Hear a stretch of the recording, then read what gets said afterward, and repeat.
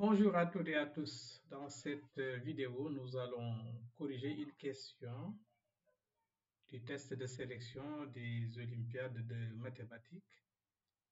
Alors, voici la question 6. On va corriger donc cette question 6.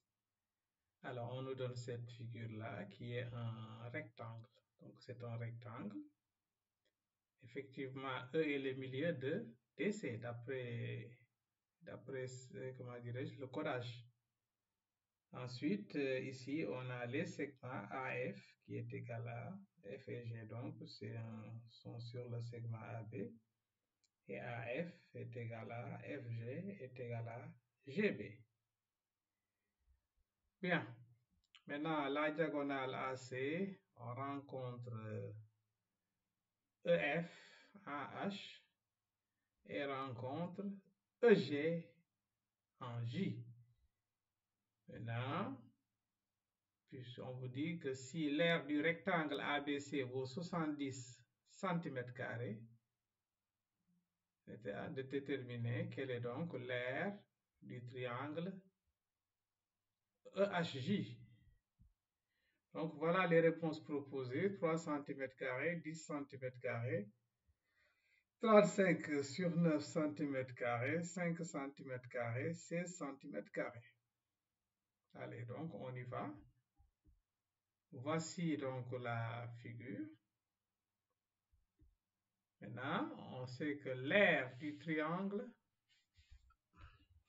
EFG, l'aire du triangle EFG, vous voyez bien que sa hauteur c'est AD. C'est AD donc qui est égal à, comment dirais-je, au côté. Donc à la largeur, peut-être du rectangle. N'est-ce pas? Donc cette aire-là, donc c'est 1 demi de. La base ici, FG, c'est égal à 1 tiers de grand L, de la longueur. N'est-ce pas? Multiplié par la hauteur, c'est petit l, c'est donc la largeur sur 2. Donc c'est ça qu'on a. Ce qui va nous donner 1 sixième de 70, ce qui nous donne 35 tiers de centimètre carré. Donc voici l'aire de EFG. Bien, maintenant, nous savons que les triangles AF, H et CEH sont en position de Thalès. Par conséquent, nous avons l'égalité de ces rapports-là, c'est-à-dire EC donc sur AF est égal à, EC sur AF est égal à HE sur HF, HE sur HF, c'est aussi égal à EC, c'est aussi égal à EC sur AF. Mais EC sur AF, ça va nous donner donc 3 demi, n'est-ce pas? Parce que là-bas, c'est 1 demi de grand L sur 1 tiers de grand L. Donc, finalement, ça donne 3 demi. Ainsi donc, nous avons 2HE qui est égal à 3HF. Maintenant, 2HE est égal donc à 3HF. Nous pouvons l'écrire, c'est EF moins HE. Donc, c'est égal donc à 3EF moins 3HE. Ceci implique que 5HE est égal à 3EF. D'où donc nous avons EH donc sur HF est égal à 3 cinquièmes. Est égal à 3 cinquièmes. EH sur HF est égal à EH sur EF est égal à 3 cinquièmes. Bien. Maintenant, les triangles. Si nous considérons les triangles A, G, J. A, G, J. Donc A, G, J. Et les triangles C, E, J sont également en position de Thalès. Donc nous pouvons écrire les rapports JE. JE sur JC est égal à JE sur JC est égal à EC sur AG. Maintenant, EC sur AG, donc vous voyez bien que EC, c'est 1/2.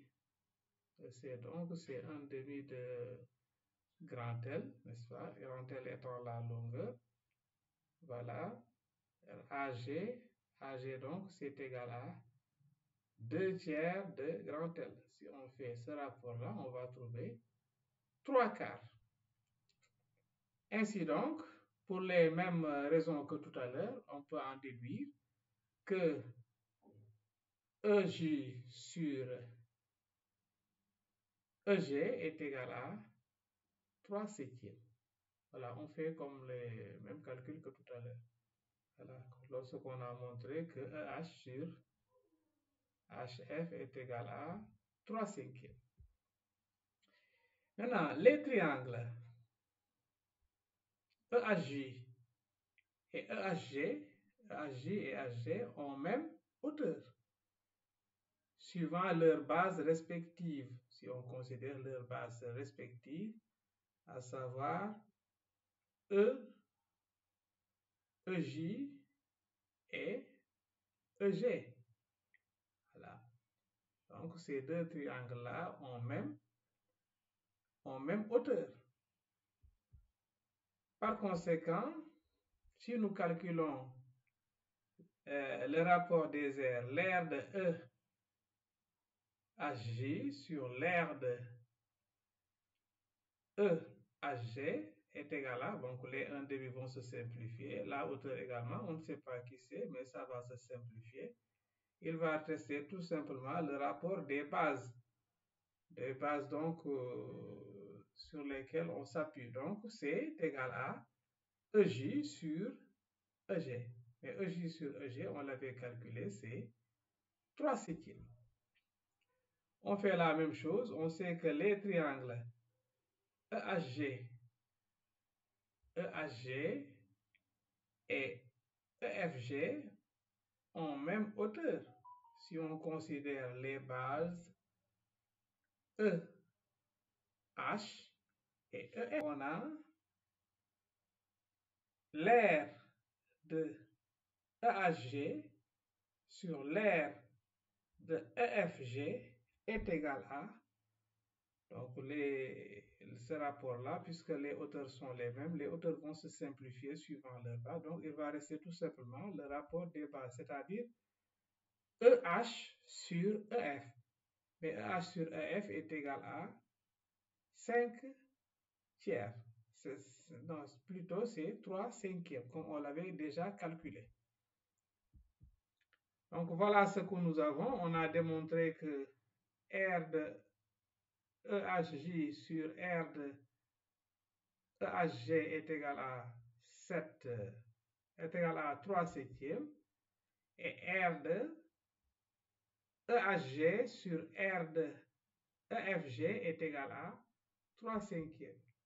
Donc, ce qui veut dire que R de EHJ est égal à 7/5 fois l'aire de EHG. Mais l'aire de EHG, c'est 3/5 de l'aire de EFG. Par conséquent, l'aire de EHJ est égal à 3/7 que multiplie 3/5 de l'aire de EFG. Mais l'aire de EFG, on l'avait calculé. Donc, d'où l'aire de EHJ est égal à 3/7 fois 3/5, c'est 9/35 fois l'aire de EHG. EHG qu'on l'avait calculé. Donc, par suite, l'aire de EHJ est égal à 9/35 multiplié par 35/7. Parce que l'aire de EFG, on l'avait calculé depuis le début, ça donne 35 tiers. Après simplification, donc, on trouve 3. Ainsi donc, ici, la bonne réponse, c'est la réponse A. Voilà, donc, c'est la fin de cette vidéo. Merci de l'avoir suivi. Et à la prochaine pour une autre vidéo, Inch'Allah.